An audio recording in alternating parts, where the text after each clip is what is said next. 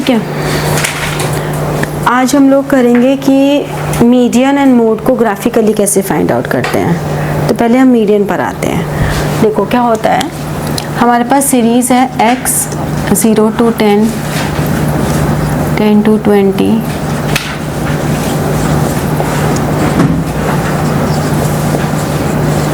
ये है x हमारे पास। फ्रीक्वेंसी है 3, 8, 5, 4, 2। ठीक है, तो जब हमें मीडियन फाइंड आउट करना है तो मीडियन इज, तो जब हम मीडियन निकालते हैं तो median is intersection point of less than and more than ogive, more than ogive curves. अब ओजाइव कर्व्स क्या होते हैं? ओजाइव कर्व्स होते हैं कि पहले हम इसको लेस देन में कन्वर्ट करते हैं। हमने कहा लेस देन 10, 20, 30, 40, 50। ठीक है, तो लेस देन में कन्वर्ट किया तो 3, 8 and 3 11 plus 5 16, 20 and 22। फिर हमने इसको मोर देन में कन्वर्ट किया। मोर देन हमेशा लोअर लिमिट से स्टार्ट होता है, 0, 10, 20, 30, 40। ठीक है, इसमें नीचे से एडिंग करना स्टार्ट करते हैं। 2 + 4 6 + 11 19 and 22। ठीक है, अब हमने इस पे इंटरसेक्शन किया।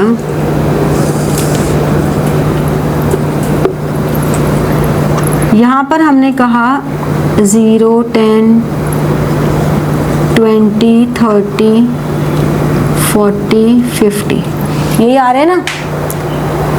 फिर यहाँ पे फ्रीक्वेंसी डाली, फ्रीक्वेंसी 22 है तो हम या तो 2 का ले लें या 4 का भी ले सकते हैं, 5 का भी ले सकते हैं। तो मान लो मैंने 5 का ले लिया।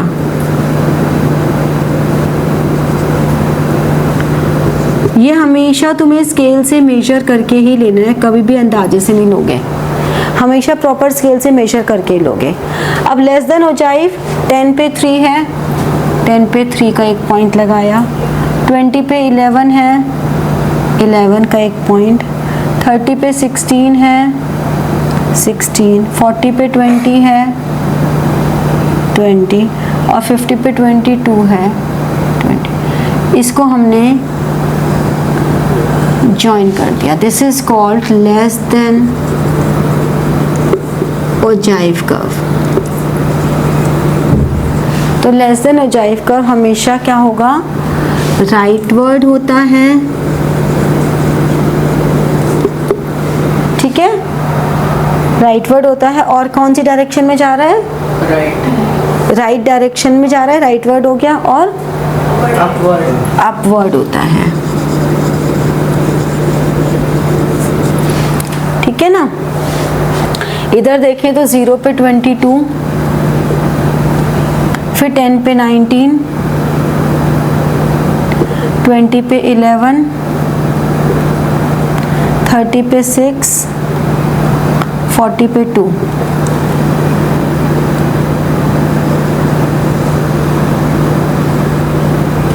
This is more than ogive curve. तो मोर देन में क्या हो रहा है, राइटवर्ड है और डाउनवर्ड है। तो इनका इंटरसेक्शन पॉइंट से तो हम यहाँ पे कह सकते हैं कि मीडियन जो है वो अप्रॉक्स 19 है। अगर आप प्रॉपर मेजर लेके बनाओगे स्केल से जब, तो आप देखना आपका बिल्कुल एग्जैक्ट वैल्यू आ जाती है। जैसे अब अगर मैं इसका मीडियन निकालूं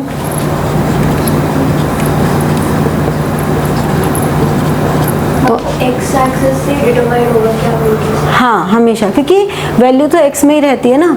अब अगर मैं इसका मीडियन निकालूं n/2 करूं तो 22/2 11, तो 11 से जस्ट बिगर, ये हमारी मीडियन क्लास हुई।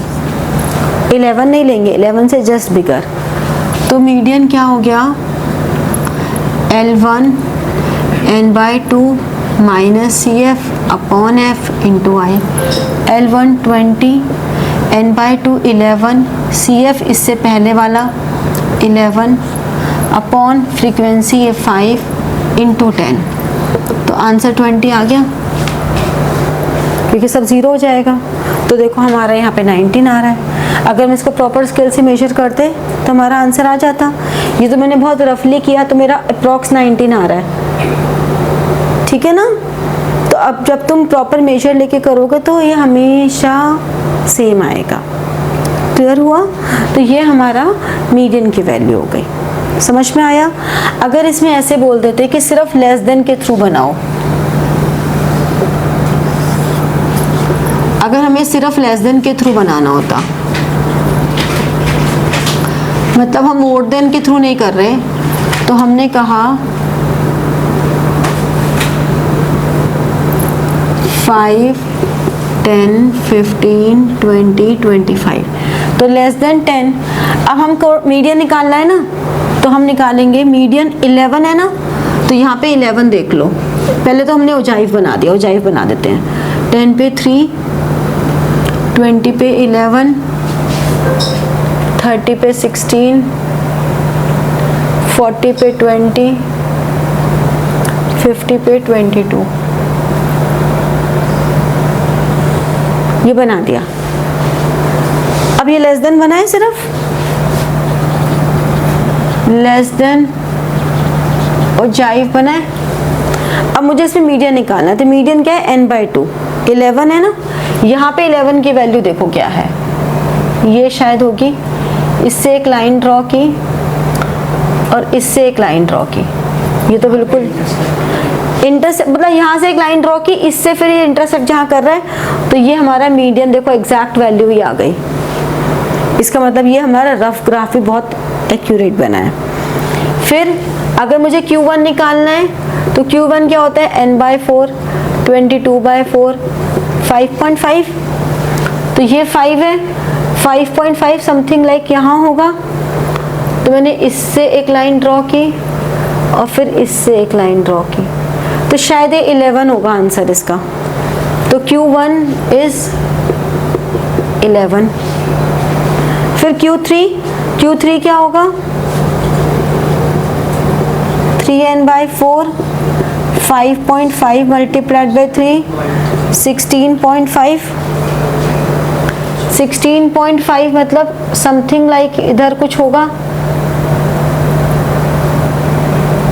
इधर से एक स्ट्रेट लाइन की, तो मे बी हमारा जो Q3 है वो 30 होना चाहिए ग्राफिकली। अब फॉर्मूला लगा के देख लेते हैं। फॉर्मूला लगाएंगे तो Q1 में फॉर्मूला लगा, Q1 की वैल्यू क्या आ रही है 5.5, यानी कि ये हमारी Q1 की क्लास हो गई। तो इसमें Q1 is 10 plus n/4 is 5.5 minus 3 upon इसके सामने वाली फ्रीक्वेंसी 8 इंटू 10।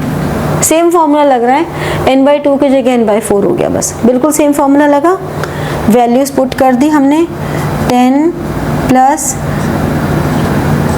ये हो गया 2.5 multiplied by 5 upon 4, 10 plus 12.5 upon 4, तो 10 प्लस कितना हो गया 3.1, 13.1।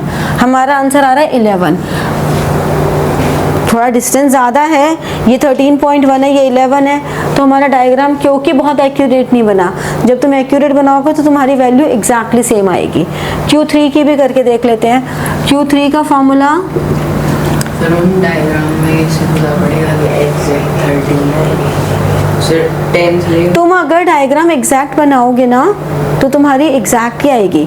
ज़्यादा से ज़्यादा इतनी हो सकती है कि हमारा आंसर यहाँ 13.1 आ रहा है, इसमें आंसर 13 आ जाए, बस इससे ज़्यादा फर्क नहीं आएगा। एक आध पॉइंट इधर उधर ही होगा और वो चलता है, इससे ज़्यादा डिफरेंस कभी नहीं आएगा। जैसे कि अब Q3 अगर मैं निकालती हूँ तो 3n/4 16.5 है, यानी कि ये हमारी Q3 की वैल्यू हो गई। तो 30 प्लस 3n/4 में 16.5, इससे पहले वाली वैल्यू 16 अपॉन इसके सामने वाली फ्रीक्वेंसी 4 × 10, तो 30 प्लस ये आ गया 0.5 × 5, तो नहीं 2.5 हो गया ना, 0.5 × 5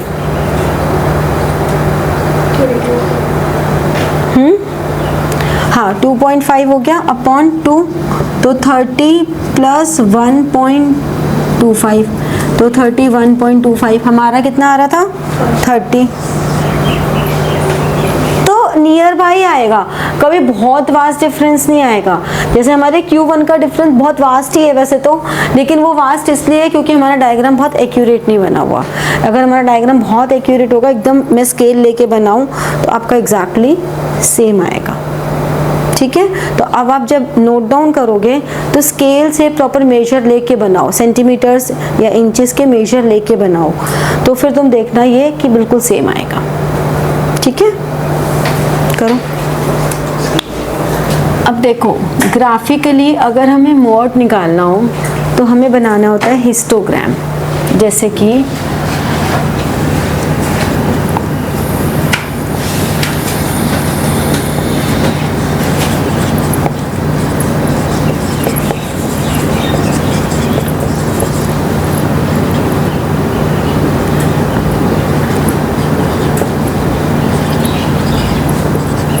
ये है हिस्टोग्राम। कैसे बनता है,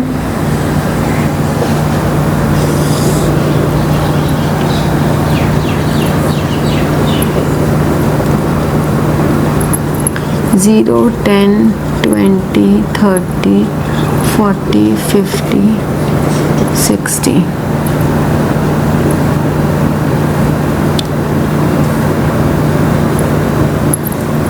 2 4 6 8 और 10। ठीक है, 0 to 10 8 है।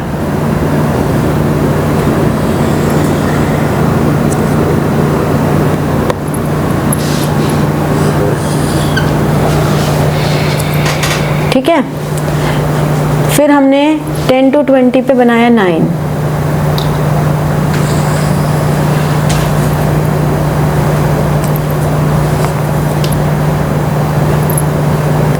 ये हो गया 9।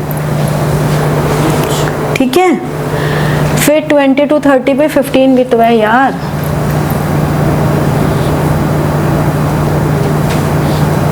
इसमें हम गैप और भी कर सकते थे, 5 10 15 भी कर सकते थे, लेकिन फिर वो बहुत ज़्यादा बहुत पास हो जाते सारे। ठीक है ना, 4 का करते तो शायद थोड़ा आइडियल रहता, बट ठीक है 15 करना है तो हमने इसको 15 के लिए और ऊपर लेके गए।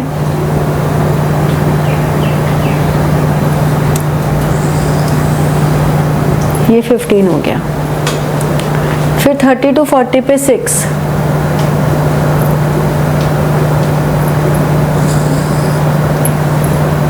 $40 to 50 पे 8,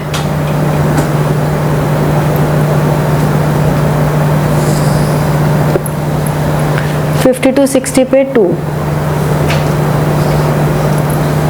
अब क्या करना है, यहाँ से एक ये लाइन डालनी है स्केल से प्रॉपर, यहाँ से एक लाइन यहाँ डालनी है प्रॉपर। ठीक है, तो इनका जो इंटरसेक्शन पॉइंट होगा उस पॉइंट से जब तुम यहाँ डालोगे एक स्ट्रेट लाइन स्केल से, तो ये वैल्यू हमारी मॉड होगी। जैसे कि यहाँ से हमें पता लग रहा है कि ये अराउंड 22 या 23 के अराउंड होगा। ठीक है, अगर मैं फॉर्मूला लगा के देखूं तो L1 + F1 - F0 2f1 f0 f2 into आई। तो L1 इज ये हमारा f1 हो गया, ये f0 हो गया, ये f2 हो गया।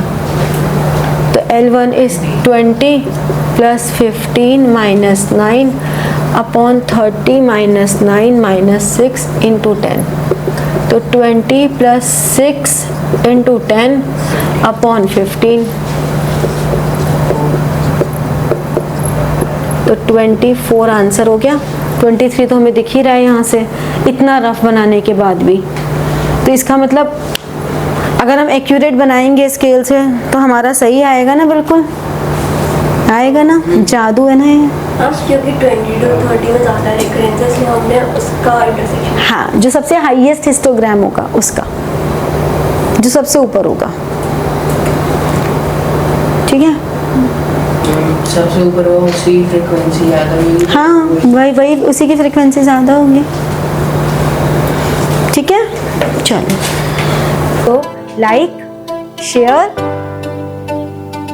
and press the bell button for getting your notifications and comment, ठीक है। Thank you.